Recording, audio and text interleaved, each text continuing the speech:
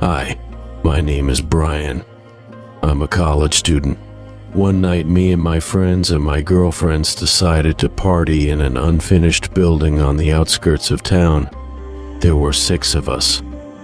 When we arrived at the place, we unloaded drinks, put on some music, and had a real party. We had a lot of fun dancing and enjoying ourselves. At one point, I put on some new music and my friend Jack came up to me. He suggested adding something special to our party and showed me some pills, suggesting that I add them to my drinks. I asked him if these pills were safe, and he assured me that he had personally tested these cool pills that would get everyone high. I agreed, and Jack threw the pills into the drink and then went dancing. When night fell, the effects of these mysterious pills began to manifest. The music distorted, creating an eerie rhythm that caused goosebumps. The previously cheerful and carefree atmosphere was replaced by a ghostly sense of anxiety.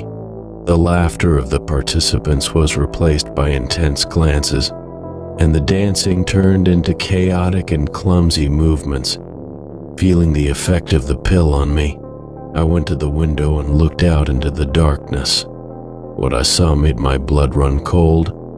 It seemed that shadows were moving in the moonlit night, and strange figures lurked in the distance. Trying to focus my eyes, I realized that the figures were approaching the building, their movements unnatural and disturbing.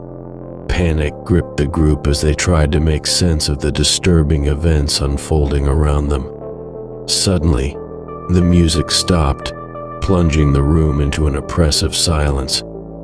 Without warning, the light flickered and went out, leaving them in pitch darkness.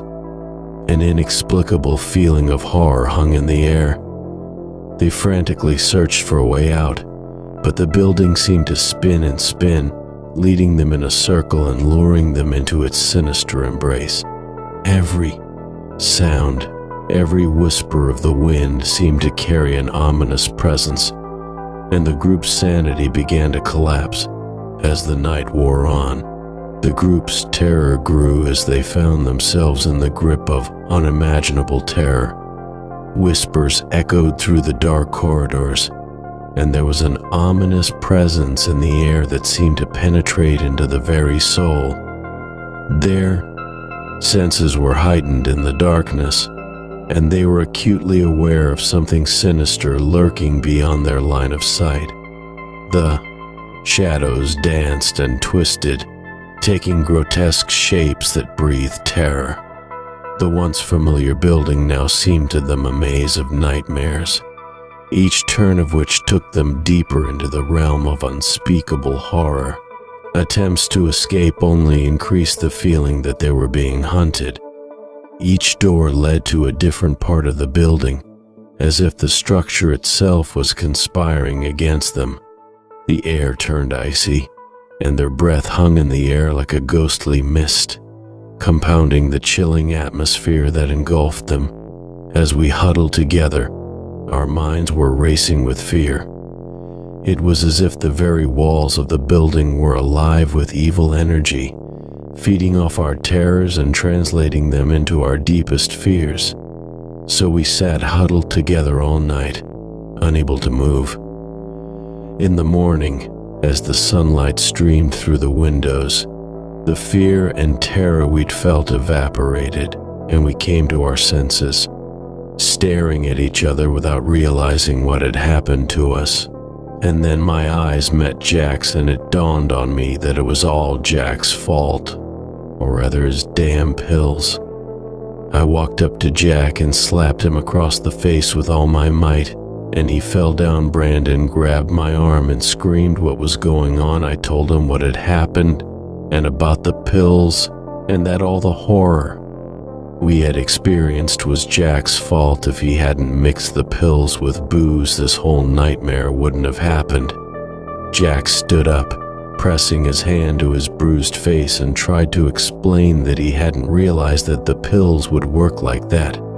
The man who had sold them to him had promised an unforgettable night. but he had no idea that they would have such an effect. Brandon, still holding me back from further confrontation, looked around at the disheveled group and the eerie remnants of the night's chaos. His voice trembled as he tried to make sense of what was happening. We could have been seriously hurt, or even worse, because of these pills. Jack, how could you be so irresponsible? The severity of the situation has greatly affected the group. They got together to have a fun night, but instead found themselves caught up in a nightmare. A sense of betrayal and fear was in the air, threatening to suffocate them. After a tense silence, Jack spoke, a note of remorse in his voice. I never wanted this to happen. I thought it was just going to be a wild night to remember. I never imagined that everything would get out of control like this. I was still seething with anger, and I could hardly find the words. It doesn't matter what you thought, Jack. What matters is what happened. You put all of us in danger because of your stupidity. The group exchanged tired glances, the events of the night weighing heavily on them. As they slowly walked out of the building, the morning light seemed like a balm to calm their shattered nerves and give them a glimmer of hope amid the turmoil. In the following days, the band tried to deal with the aftermath of that fateful night. They vowed never to let such recklessness cloud their sanity again. The experience shocked them, but at the same time served as a harsh reminder of the importance of responsibility and the possible consequences of rash actions. For Jack, the events of that night were a harsh lesson. He apologized to his friends, acknowledging the seriousness of his mistake and how it had affected them all. It was a long and difficult journey, but in time the wounds began to heal, and the friends found comfort in their newfound awareness and unity. So, a night of terror in an unfinished building became a turning point in their lives, a haunting reminder of the fragility of human judgment and the power of friendship in the face of adversity.